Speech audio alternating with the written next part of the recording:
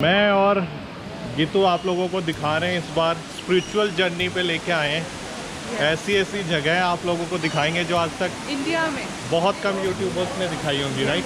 जल आता है मैया के चरणों में से जो जल आता है हाँ जी। वो ये नदी के। और 200 मीटर से आप लोग नीचे आते जाओगे, जहाँ तक ये पानी अपने आप बढ़ता जाएगा।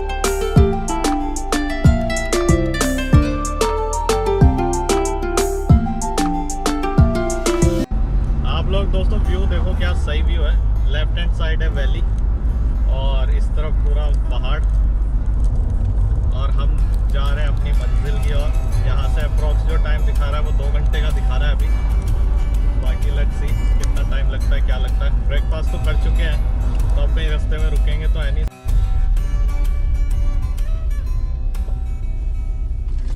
सो गाइस, हम आ गए बाबा धनसर के धाम पे। अब यहाँ की क्या विशेषता है, क्या है, वो बताएंगे मामा जी। तो चलिए उतरते हैं और दिखाते हैं आपको ये जगह। ये प्राचीन एक अब मंदिर है। आज तक इस चीज़ का कोई पता नहीं कर पाया कि कहाँ से है। गुप्त गंगा चलती है। अच्छा, इधर ही। हाँ, नीचे आपको गुप्त गंगा दिखाऊंगा, और इस पहाड़ के नीचे अंदर अंदर से वो गुप्त गंगा यहाँ पे आती है। और कहते हैं ये स्थान जो भोले शंकर का नाग देवता का है, इसी स्थान से अंदर से एक गुफा है, केव है, जो कैलाश तक जाती है। अच्छा, अमरनाथ कैलाश यहीं से लिंक है सब। आज जितनी भी अब ये प्राचीन यात्रा जो दिखा रहा हूँ, ये सब भोले शंकर की यात्रा है। यहाँ से पहला हम शुरू कर रहे हैं यहाँ से बाबा धनसर से, तो उसके बाद हम शिवखोड़ी जाएंगे। शिवखोड़ी जो स्थान है वो भोले शंकर का स्थान है, जहाँ पे एक भस्मासुर एक राक्षस था, जिसको भोले शंकर ने एक वरदान दिया था अमर रहने के लिए। जब उसको वो वरदान मिला था, तब भोले शंकर के पीछे लग गया था उनको ख़त्म करने के लिए। तब वो अपनी फैमिली के साथ आके जब रुके थे, वो शिवखोड़ी जगह है। पूरी पृथ्वी में एक ही जगह है जहाँ पे भोले शंकर के साथ कार्तिक जी रहे हैं, वो शिवखोड़ी है। पूरे परिवार के साथ, अपने पूरे राक्षस जितने भी उनके थे साथ, अपने संत लोग थे उनके साथ, जितने भी उनके सेवक थे, वो स्थान पे रहे हैं भोले शंकर के साथ। वो बाद में देखेंगे, पहले अभी बाबा धनसर को दिखाते हैं। ये इकलौती एक जगह है धनसर, बाबा धनसर धाम, जहाँ से आपको माता के सीधे दर्शन होते हैं। उंगली नहीं करूँगा। ये जो मेन पहाड़ है और ये पहाड़, उस पहाड़ के बीच में वो देखिए, मौसम साफ़ नहीं है, वाइट वाइट जो दिख रहा है वो माता का धाम है। सिर्फ यही इकलौती जगह है जहाँ से ये दर्शन होते हैं। तो बहुत ही अच्छी जगह है, पीसफुल है। बहुत सारे लोगों को नहीं पता है जो बाहर से आते हैं, तो इसलिए मैं ये सारी चीज़ें इस बार कवर कर रहा हूँ कि मेरा ब्लॉग देख के कई सारे लोग ऐसी जगह भी आए जो कटरा आते हैं बट जिनको पता नहीं होता है। तो उन सब लोगों के लिए these are the must visited place. Katra तो हम सारे जानते हैं, इस वजह से आते हैं, बट इन सब चीज़ों का क्या महत्व है माता के जीवन में, तो वो सब आप लोगों को यहाँ आके पता लगता है। और अब आप लोगों को लेके दिखाता हूँ गुप्त गंगा। तो चलिए नीचे चलते हैं। ये जल आ रहा है, अभी दिखाएंगे नीचे, एक नदी सी है, ये बाण गंगा है। अच्छा, बाण गंगा मैया के ऊपर से भवन से जो जल आता है, मैया के चरणों में से जो जल आता है, हाँ जी, वो ये नदी के। ओके। यहाँ पे तो बाण गंगा ही बोलते हैं। हाँ, हाँ, ये है गुप्त गंगा जो कि धनसर धाम से निकलती है। पूरे पहाड़ है और पहाड़ के नीचे से ये पानी आ रहा है सारा। कहाँ से आ रहा है कुछ पता नहीं है, इसीलिए इसका नाम गुप्त गंगा है। कोई नहीं जान सका आज तक कि ये पानी कहाँ से आ रहा है, और ये आता है और ऐसे बहता है और नीचे आगे नाले में मिल जाता है। लेकिन पानी इतना साफ है और इतना अच्छा लग रहा है ना ये देख के, इतना व्यू अच्छा है यहाँ का मंदिर। चलो आप लोगों को क्लोज से दिखाते हैं, क्लोजअप। और ये मोंकी है, तो एक और मंकी आ गया। तो कुछ इस तरीके का सारा ये धाम है, बहुत ही शानदार। और ये इधर गेट है बना हुआ, देखो बंदर इसमें नहा रहे हैं। ये जगह है, और आगे से दिखाते हैं। तो महादेव, मैं और गीतू आप लोगों को दिखा रहे हैं, इस बार स्पिरिचुअल जर्नी पे लेके आए हैं। ऐसी ऐसी जगह आप लोगों को दिखाएंगे जो आज तक इंडिया में बहुत कम यूट्यूबर्स ने दिखाई होंगी, राइट। ये देखिए, यहाँ से पानी है जो वो निकल रहा है। गाइस देखो कितना प्योर पानी है। ये देखो, पहाड़ों के अंदर से पानी आ रहा है। देखो, सो ब्यूटीफुल इट इज। कहते हैं यही गुफा कैलाश तक भी जाती है और यही गुफा अमरनाथ भी जाती है। तो ये जब जल आ रहा है, ये गुप्त गंगा के नाम से है। इसको गुप्त गंगा बोला जाता है। और आपके सामने जो हम ऊपर से आए हैं, कितने बड़े पहाड़ हैं, सब चट्टाने हैं, तो आज तक ये रहस्य किसी को नहीं पता लगा ये जल कहाँ से आता है। और ये जो प्राचीन गुफा के अंदर बहुत बड़े विद्वान और बड़े बड़े तपस्वी गए थे, जो गए पर उनका कुछ पता नहीं कहाँ गए। सो गाइज मैं अब आप लोगों को बताता हूँ इस जगह का महत्व सीधा पंडित जी की जुबानी। बोलो धनसर बाबा की जय। भैया जी मेन मंदिर है यहाँ का, ये हाँ जी, धनसर बाबा जी का मंदिर है, जिनके नाम से आप लोग यहाँ पर आए हो। ये बड़ी पिंडी है, इनको धनसर बाबा जी बोलते हैं पिंडी रूम में। ये छोटी पिंडी है, माँ काली जी की है, साथ में है। धनसर बाबा शेषनाग है, जे ऊपर चित्र लगा है, नाग देवता का मंदिर है ये। ओके। धनसर बाबा कोई बाबा नहीं है, साधु नहीं है। नाम इनका धनसर है, रूप इनका शेषनाग है। बड़े हैं, भगवान हैं, तो बाबा जी साथ में बोलते हैं। धनसर बाबा शेषनाग है, राजा बासुकी नाग के बेटे हैं। और राजा बासुकी नाग उनको कहते हैं जिन्होंने समुद्र मंथन किया है। सुना होगा आप लोगों ने उनके बारे में, उनको सारी हाँ जी। दुनिया तकरीबन जानती है। द्वापर युग में समुद्र मंथन हुआ, ऐसा मैंने सुना है। हाँ जी। द्वापर युग में जब समुद्र में जहर विष था तो मंथन करना था, लेकिन समुद्र में जाने के लिए किसी में पावर नहीं थी। तो उस टाइम भगवान ने एक रस्सी इतनी चौड़ी बनाई, जितना चौड़ा समुद्र है, उस रस्सी को अवतार दिया शेषनाग का, नाम दिया बासुकी नाग। और 33 करोड़ देवी देवताओं ने उनमें शक्ति डाली, सबसे ज़्यादा पावरफुल हो गए। तो भगवान ने बोला, हे बासुकी नाग जी, आप धरती माता के ऊपर जाओ। आप धरती के ऊपर जाके आप समुद्र में जाओगे और आप जाके मंथन करोगे तो दुनिया आपको शक्तिपीठ पुकारेगी, राजा बासुकी नाग। ठीक है ना। तो फिर वो उसके बाद धरती के ऊपर आए। धरती के ऊपर आके वो समुद्र में गए। देखो रस्सी को अवतार इसलिए दिया कि क्योंकि रस्सी जो होती है बेजान चीज़ है। बिल्कुल रस्सी पानी में नहीं तो तैर सकती है। सही बात। ठीक है ना। तो रस्सी को अवतार दे दिया शेषनाग का, क्योंकि नाग जो सांप होते हैं वो पानी में तैर जाते हैं। बिल्कुल।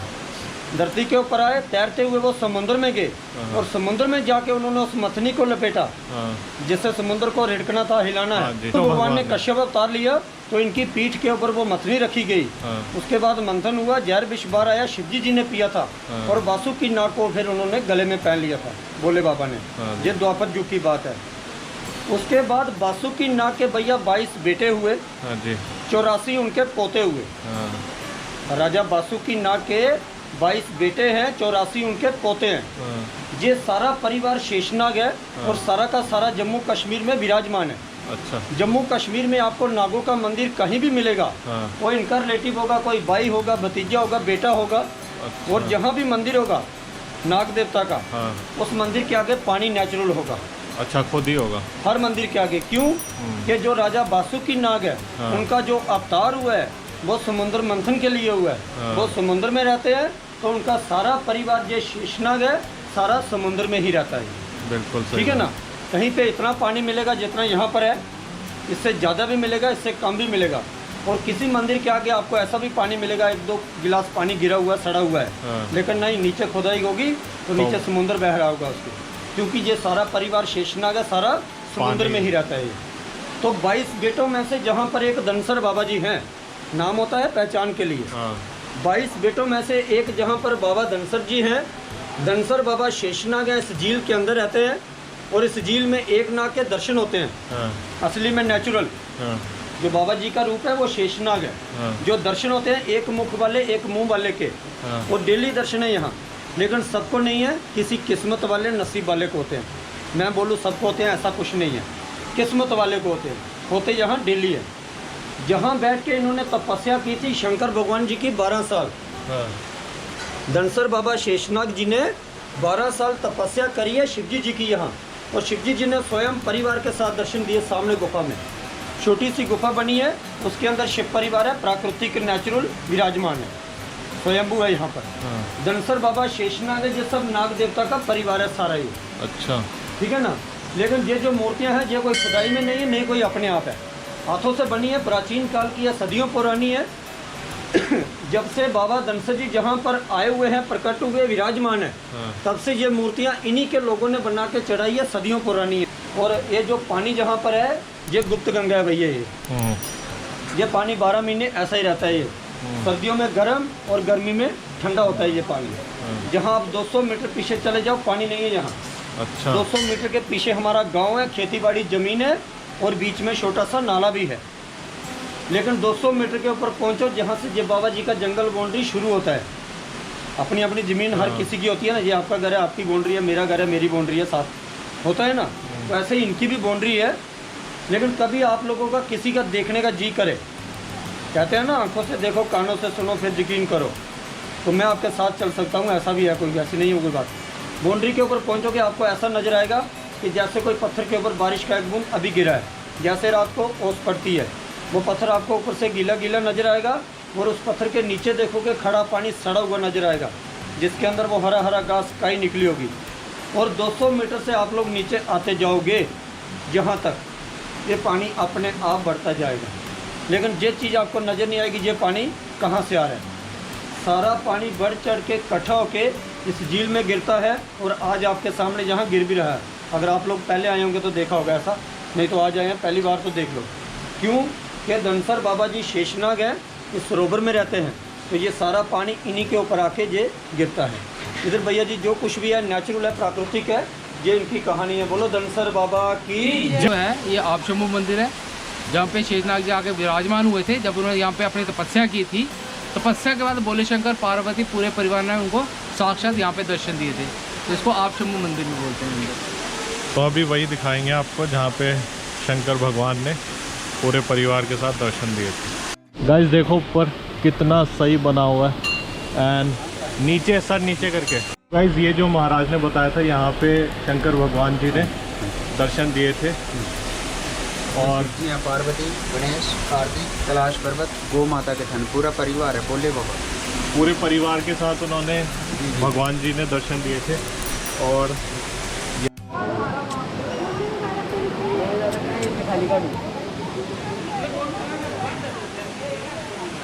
तो गाइस इतना पीसफुल है, इतना ज़्यादा आनंद आया। मतलब हिंदी के वर्ड्स मुझे अच्छे से नहीं आते हैं, बट जो यहाँ पे आके मुझे फील हुआ है ना, वो मतलब मैं बयान नहीं कर सकता हूँ। It is so good. और गीतू बताएगी कि क्या वाइब्स थी यहाँ की है। इतनी पॉजिटिव वाइब्स हैं, इतने अच्छे पंडित पुजारी जी हैं कि वो आपको तसल्ली से बैठ के जो पूछोगे बताएंगे। देखो अभी भी जाने नहीं दे रहे, कह रहे और यहाँ प्रसाद। पे हर कोई इतने लोग आए, किसी को चाय के लिए नहीं पूछा, तो ये कोई भगवान की देन थी, तो हमें चाय के लिए भी पूछा उन्होंने। So we both are very lucky कि हम टाइम निकाल के यहाँ आ सके। और हम आगे चाहते हैं कि भगवान हमें बार बार बुलाए और अपनी सेवा का जो भी जिस लायक वो हमें समझते हैं वो हमें मौका दें। तो अब चलते हैं यहाँ से शिवखोड़ी, क्योंकि उधर का भी 2 घंटे का रास्ता है। होप आप लोगों को ये सब पसंद आया। और ये वो मूर्तियाँ थी जो वो पंडित जी बता रहे थे, हर एक इनके परिवार से यहाँ पे लगाते हैं। बहुत ही पीसफुल, प्यारा। और तो लगता है भोले बाबा की कुछ कनेक्शन है। मर्जी है। हाँ। जो शेषनाग है उनकी और मर्जी है, वो कहते हैं कि अभी मत जाओ, भोग खाओ और फिर जाओ। अभी पहुंच गए थे गेट तक, फिर उन्होंने आवाज़ लगाई है रास्ते से बुलाया कि वापस आइए। तो अभी जा रहे हैं और मतलब बस बोल नहीं सकते, कुछ बोल नहीं सकते, मतलब वो वाली है, वर्ड्स नहीं है। Do you want to say something? कैसा फील हो रहा है? और ये मेरा ब्रदर कुछ कहना चाहेगा इस जगह के बारे में? बहुत पीसफुल है, बहुत अच्छा लग रहा है यहाँ पर आके। अंदर बहुत पॉजिटिव सा, वर्ड्स नहीं है, मतलब कैसे Words उसको नहीं है। बताएं, क्योंकि आप लोग समझ रहे होंगे कि मैं ब्लॉगिंग में क्यों बार बार ये कह रहा हूँ, बट आप इधर आओ एक्चुअली और फिर आप समझोगे जो मैं कहना चाह रहा हूँ कि मतलब वो समझ में नहीं आ रहा है, मतलब क्या बताएं, उस टाइप की फील है। एंड बस भगवान हमेशा कृपा बनाए रखे सब पे। तो चलिए अब थोड़ा सा लंगर खाते हैं, क्योंकि पंडित जी ने वापस बुला लिया, एंड फिर चलते हैं आगे।